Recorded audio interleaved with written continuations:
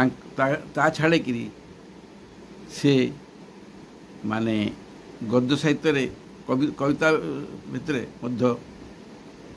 लेखालेखि କରିଛନ୍ତି।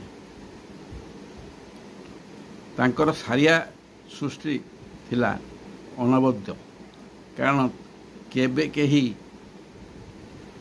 आम ओडिशार साहित्यिक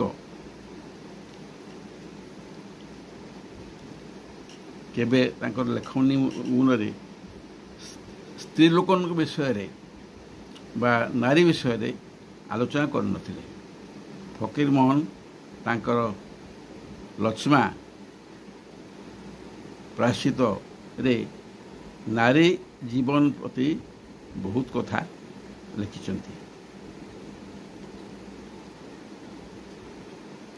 फकीर मोहन को आमे जदि कहवा जे आमे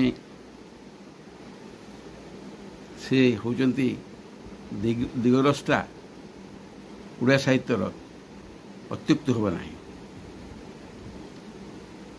तापरे फकीर मोहनकर गल्प गुड़िक कविता एवं उपन्यास एकुआर एक बलियार गल्प साहित्य आलोचना कले फकीर मोहन प्रतिभू सारिया 6 मान 8 गुंठ